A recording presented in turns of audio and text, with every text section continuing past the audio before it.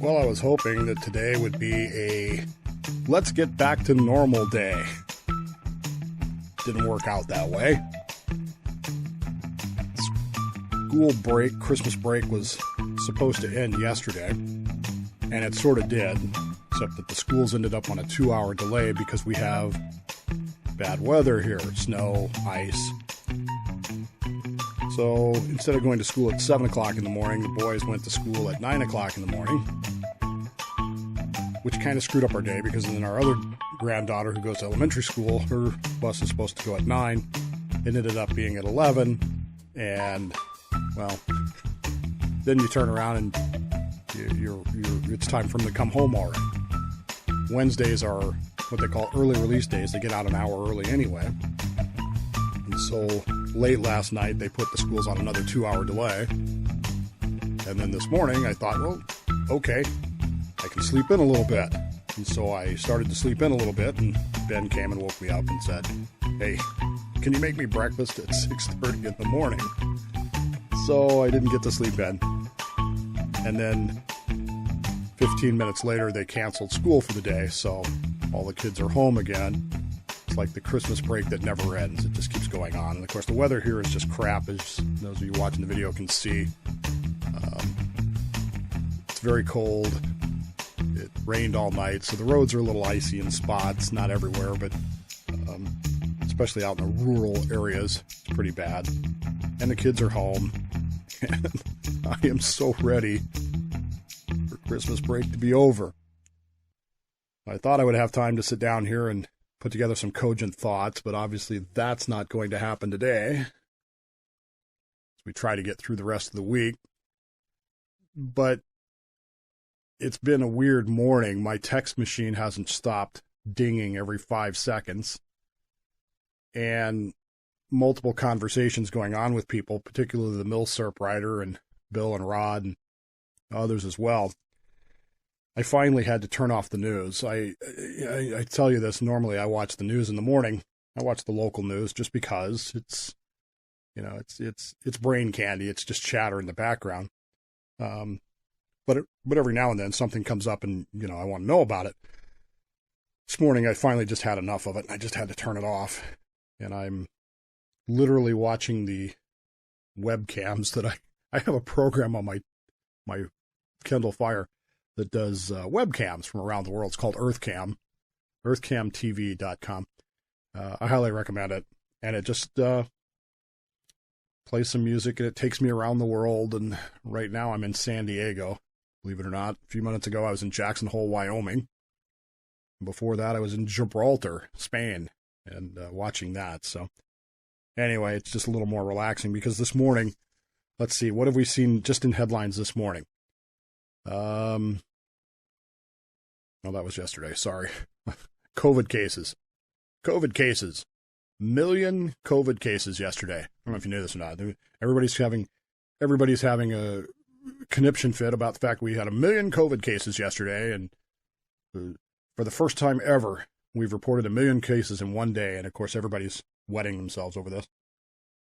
Of course, the drawback to this is we go back to, I can't believe it's been, what was it, March of 2020 we were talking about this? Hey, the more tests you do, the more cases you're going to have. And have you seen, I don't know about where you live, but here in Washington State, this whole testing thing has become a huge issue. Right now, there are lines that are literally hours. People are waiting 6, 7, 8 hours to get a COVID test. And I think these people are delusional.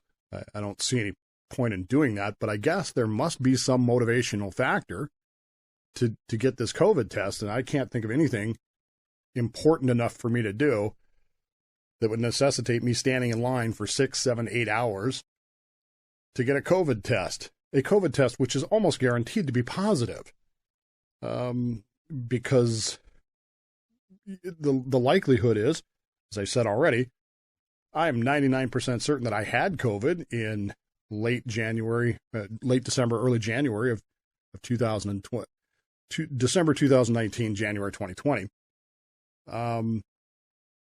And I did get the first vaccination. So, of course it's going to be positive. What a shocker there it would be. But then they're going to report that as a positive case. I can't imagine anything worth it. These lines, we went out the other day.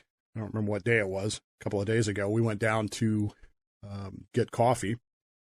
And as we were driving through Silverdale Way, right by the mall, there's a McDonald's. And behind the McDonald's is a Kaiser Permanente clinic area, I guess. And they were doing mobile testing. And the line was all the way down Silverdale. It was at least a mile down Silverdale Way. It was ridiculous. It's insane. I don't know why people are doing that. So that's got people upset. Things that have got me a little on edge this morning. I don't know if you've heard this yet or not, but there's been a major attack on American forces in western Iraq this morning. Artillery attack and assault. And it's like, how many of you even knew we still had ground troops in Iraq? Well, we do, and they're under attack this morning. And it seems coordinated because there's a lot of unrest in the world today. Kazakhstan is going on. You've got the whole thing in Ukraine, which is a completely, boy, that's, you've got Belarus kind of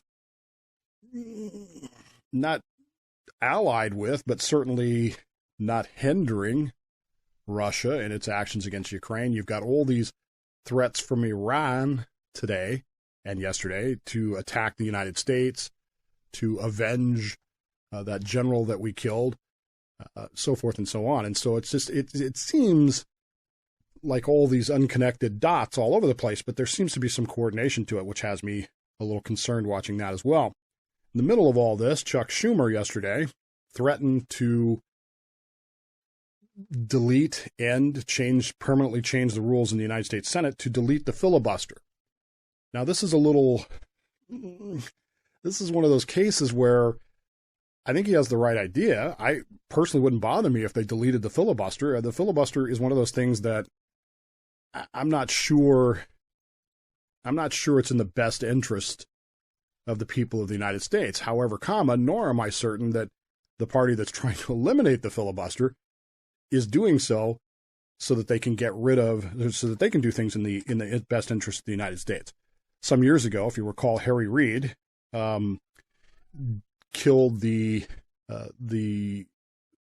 cloture rule for judicial nominations. Now, the plan here was they were trying to get the D.C. Circuit Court judges seated, and the Republicans were filibustering this, and so they did away with the cloture rule for that, and it ended up biting him in the butt because all of a sudden Hillary Clinton didn't win the election, and the judicial nominees that no longer needed the cloture rule were Republican nominees. It kind of bit them in the butt.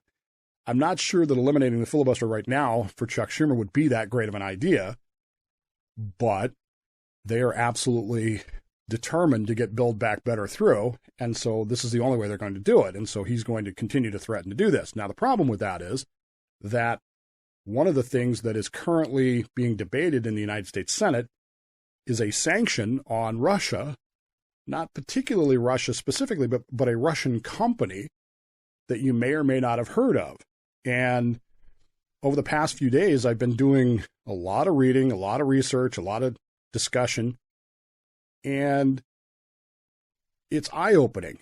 And if you're not familiar with a company called Nord Stream and their project Nord Stream 2, you probably look at this whole Ukrainian situation and go, I don't understand it. When you see what's going on with Nord Stream 2, all of a sudden you understand it. Nord Stream 2 is a pipeline. It's a natural gas pipeline that Russia is building to supply natural gas to the rest of Europe. Europe has laws that say you can't have a natural gas supplier that actually owns the delivery systems.